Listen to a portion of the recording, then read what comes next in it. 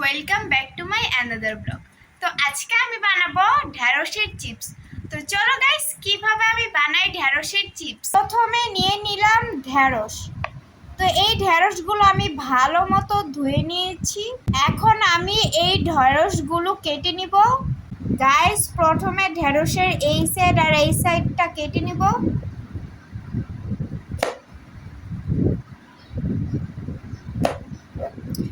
এরপর ঢ্যাঁড়সের মাঝখান দিয়ে কেটে নিব।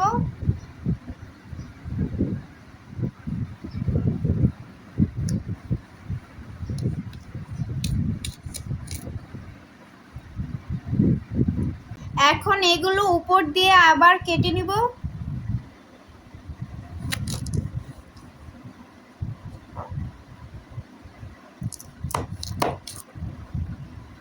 এখন ভিতরের বিচিগুলো ছাড়িয়ে নিব।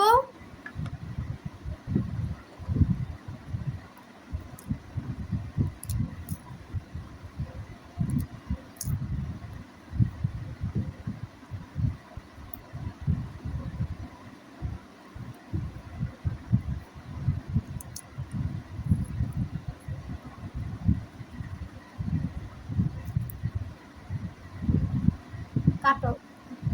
ঢ্যাঁড়সের ভিতরের বীজগুলো ছাড়িয়ে নিলাম, তা না হলে ফ্রাই করার সময় ভিতরের বীজগুলো বের হয়ে তেল নষ্ট হয়ে যাবে। এখন এগুলো মাঝখান দিয়ে কেটে নিব।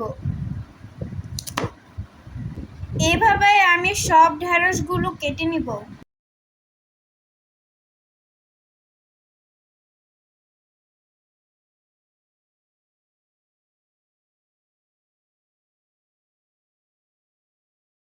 আমার সবগুলো ঢেঁড়স এভাবে কাটা হয়ে গিয়েছে।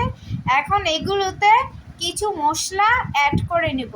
প্রথমে দিয়ে দিব 1 চা চামচ শুকনো মরিচের গুঁড়া, দিয়ে দিব আধা চা চামচ হলুদের গুঁড়া, এরপর দিয়ে দিব 1 চা চামচ ভাজা জিরা গুঁড়া, এরপর দিয়ে দিব 1 চা চামচ আদা রসুন বাটা, স্বাদ মতো লবণ, এরপর দিয়ে দিব বেসন, এরপর দিয়ে দিব চালের গুঁড়া। গাইস, এরপর অল্প অল্প পানি দিয়ে এগুলা ভালো মতন মিশিয়ে নিতে হবে।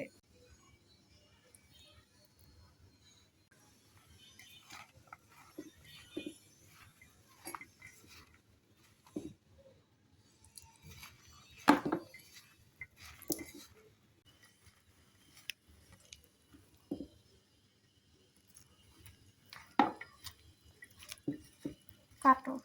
গাইস, এখন কিন্তু এই ঢ্যাঁড়সগুলো তেলে ফ্রাই করে নিব। গাইস, কড়াইতে তেল গরম হয়ে গিয়েছে। এখন ঢ্যাঁড়সগুলো একটা একটা করে ফ্রাই করে নিব। গাইস, এই ঢ্যাঁড়সের চিপসগুলো একসাথে অনেকগুলো ভাজা যায়।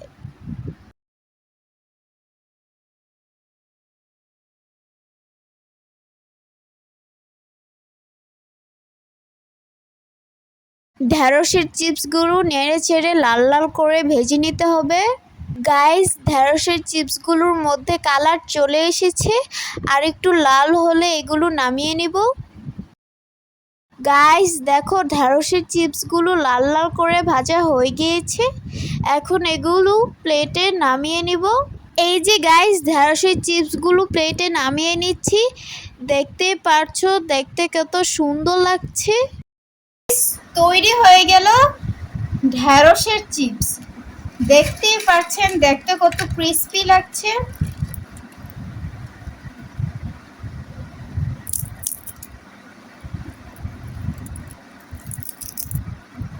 দেখতে পাচ্ছেন কতটা ক্রিস্পি হয়েছে। গাইস, ফার্স্ট টাইম তৈরি করলাম ঢ্যাঁড়সের চিপস। যদি গাইস আমার ভিডিওতে কোনো ধরনের ভুল থাকে তাহলে তোমরা কমেন্টে জানিয়ে দিও।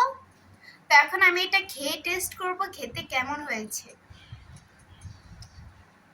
বিসমিল্লাহ।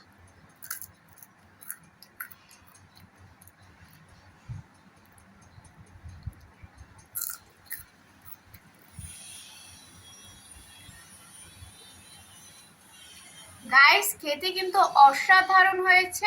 গাইস এগুলা কিন্তু তোমরা ভাতের সাথেও খেতে পারো, সেক্ষেত্রে কিন্তু আরো বেশি মজা লাগবে।